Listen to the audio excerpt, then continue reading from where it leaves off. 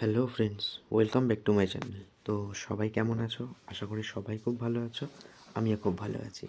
আজকে আবার চলে এলাম তোমাদের কাছে একটা ভিডিও নিয়ে, যেটা কিন্তু পুরোটাই পানিহাটি উৎসব ও বইমেলা। তোমরা যারা কাছাকাছি থাকো অনেকেই জানো, এবং শুধু কাছাকাছি নয়, যারা মোটামুটি সোদপুর এরিয়াটাকে চেনো, অ্যাটলিস্ট নাম শুনেছো, তারা কিন্তু সকলেই এই পানিহাটি উৎসব ও বইমেলা সম্পর্কে কম বেশি জেনে থাকবে।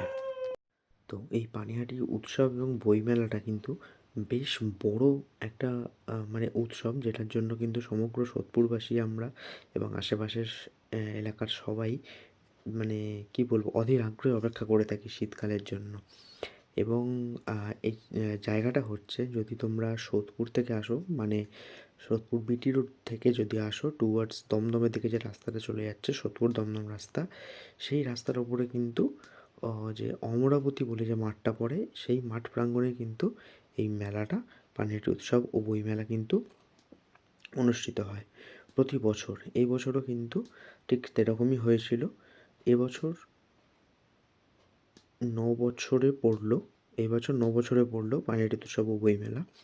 তো সেদিনকে আমরা চলে গেছিলাম গত রবিবার একটু বিকেল করেই, কারণ সন্ধ্যের টাইমটা প্রচণ্ড ভিড় হয়ে যায়। ঠিক আছে, তো সেই সময়টা একটু প্রবলেম, বাইকটা রাখারও পার্কিংয়ের জায়গারও প্রবলেম। তো যাই হোক, তোমরা একটু আগে আগে গেলে কিন্তু পার্কিংয়ের জায়গা নিয়ে কোনো প্রবলেম হবে না। ঠিক মেলায় ঢোকার মুখেই বাঁদিকে কিন্তু ওদের কমিটির পক্ষ থেকেই পার্কিংয়ের জায়গা দেওয়া হচ্ছে, এবং তার জন্য তোমরা যতক্ষণই রাখো না কেন 20 টাকা এটা চার্জ, এটা ফিক্সড।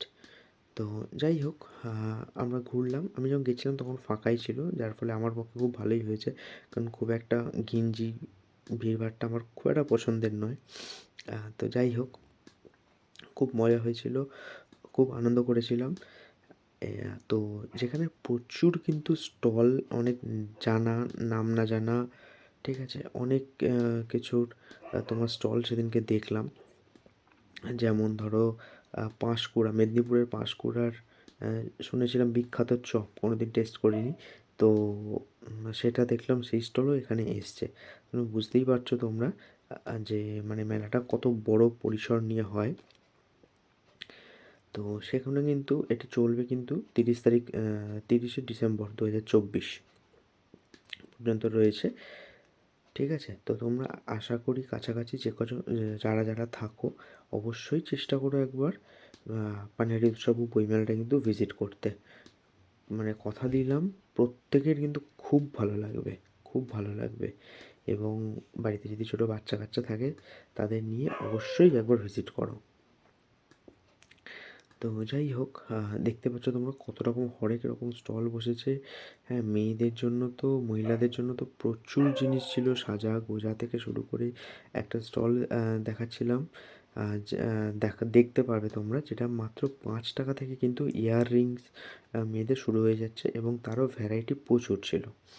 ঠিক আছে, তো যাই হোক, আমরা এসব টুকটাক জিনিসগুলো দেখতে দেখতে, হ্যাঁ যেটা বলছিলাম, দেখে নাও, মাত্র 5 টাকা থেকে ইয়াররিং স্টার্ট। ঠিক আছে, এবং তার মধ্যে ভ্যারাইটিও প্রচুর। তো যাই হোক, আমরা টুকটুক দেখতে দেখতে ছোটো ছোটো পায়ে এগোচ্ছিলাম। অনেকটা বড় পরিসর নিয়ে যেহেতু হয়েছে, পুরোটা ঘুরতে বেশ খানিকটা সময়ও লেগে গেছিলো। হ্যাঁ, তো তখনও প্রোগ্রাম, আরেকটা কথা, এখানে কিন্তু প্রতিদিন কোনো না কোনো প্রোগ্রাম কিন্তু হয়েই থাকে। হয় কোনো বেঙ্গলি ফক ব্যান্ডের হোক, বা কোনো রক ব্যান্ডের প্রোগ্রাম হোক, বা সোলো পারফরমেন্স কোনো কিছু হোক, ছোটোদের ড্যান্স, নাচ, আবৃত্তি তো থাকেই। এছাড়াও বিভিন্ন রকম প্রোগ্রাম, মানে তোমরা যদি যে কোনো দিন চোখ বন্ধ করে চলে আসো, যতদিন মেলা চলছে তার মধ্যে, তোমরা কিন্তু খুব বোর হবে না। ঠিক আছে, এবং অনেকটা মজা, খুশি, আনন্দ নিয়ে কিন্তু বাড়ি ফিরতে পারবে। মানে বাচ্চাদের সামগ্রী কিন্তু প্রচুর ছিল। আর এটা হচ্ছে একটা আর্ট গ্যালারি। আর্ট গ্যালারিতে, আর্ট গ্যালারিটা কিন্তু অবশ্যই দেখার জন্য অনুরোধ করছি প্রত্যেককে। অসাধারণ, প্রথমে ঘরে ঢুকেই বাঁদিক ডানদিক যেগুলোই দেখবে, সেটাই হচ্ছে আর্ট গ্যালারির ভেতর কিন্তু সুন্দর সুন্দর ছবি, মানে অসাধারণ। আর তার ভেতর ছিল কিন্তু প্রিন্টিং, মানে হ্যান্ড প্রিন্টিং, সেগুলো কিন্তু অসাধারণ লেগেছিলো আমার। তো যেটা তোমাদের বলছিলাম, পাঁশকুড়ার চপ বিখ্যাত, মেদিনীপুরের বিখ্যাত পাঁশকুড়ার চপ, বিভিন্ন রকম ভ্যারাইটিস চপ ছিল, বিভিন্ন রকম ভ্যারাইটিস চপ ছিল। ঠিক আছে, তো যাই হোক দেখেইছি, সেদিনকে আর ট্রাই করিনি। নেক্সট যেদিনকে যাব সেদিনকে অবশ্যই ট্রাই করব। তো তোমরা দেখতে থাকো। হ্যাঁ, জিলিপি বলো বা বাদাম বলো, বিভিন্ন রকম খাবারের আইটেম তো প্রচুর, মানে পেট, মানে কি বলবো, পেট ভোজন তো কোনো অভাব হবে না এখানে, এইটুকু বলতে পারি। এত পরিমাণ খাবারের স্টল রয়েছে বিভিন্ন রকম, কি না নেই। আচার থেকে শুরু করে, চাটনি থেকে শুরু করে, ঝালমুড়ি, পাপড়ি চাট, ফুচকা, চা, চা তো রয়েইছে, বিভিন্ন রকম পিঠে পুলি স্টলও রয়েছে। ঠিক আছে, তারপরে এখানে তোমার রয়েছে ব্রেক ড্যান্স রয়েছে, যেগুলো তো রাইড আর কি বলতে পারি আমরা। বাচ্চাদের জন্য বিভিন্ন রকম রাইড কিন্তু এখানে রয়েছে, নাগরদোল্লা তো রয়েছে, ময়ূরপঙ্খী রয়েছে।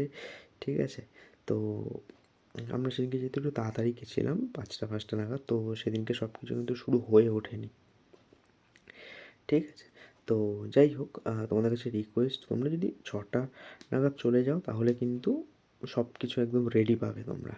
ঠিক আছে, তো ছোটোবেলার একটু স্মৃতিটা ঝালিয়ে নেওয়ার জন্য চলে এসেছিলাম একটুখানি এই বেলুন ফাটাতে। ঠিক আছে, তো যাই হোক, সেখানে কিন্তু একটা ছোটো বেলুন ফাটিয়ে একটা ছোটো পুরস্কারও জিতেছি। সেটা কি, সেটা তোমরা দেখতে পাবে একটু বাদেই।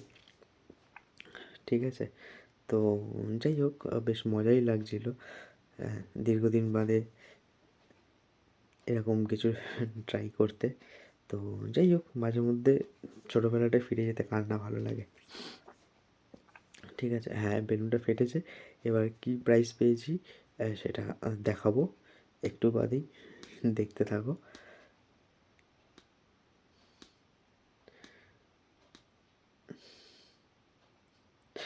বেড়ালের ভাগ্যে শিখে ছিঁড়েছে, প্রাইজটা পেয়ে গেছি।